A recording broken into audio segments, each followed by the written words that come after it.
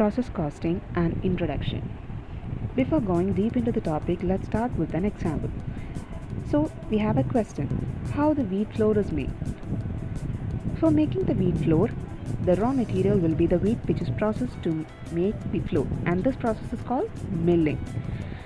So, let's look into the process of making wheat flour in detail. How is the wheat flour is made?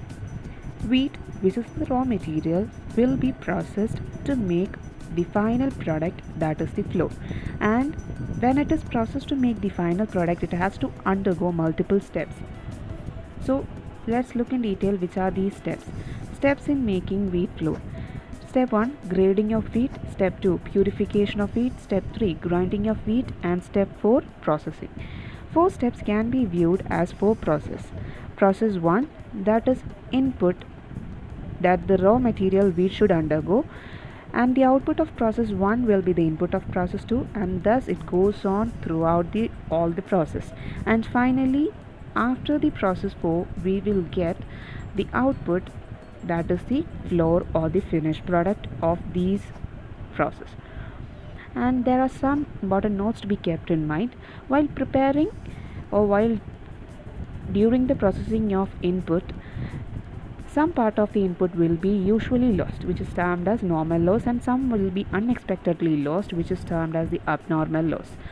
And significant portion of the input is processed into output of the last product process, that is the finished product. And each of the 4 processes shall call for the incurrence of cost. There are various costs that should be included. The first will be the cost of input, that is the cost of raw material, then the cost of materials consumed, labor cost, and other overhead expenses. These should be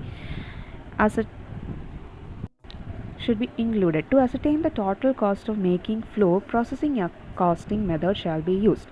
So the first thing we have to do is the preparation of process accounts. So various process accounts has to be prepared.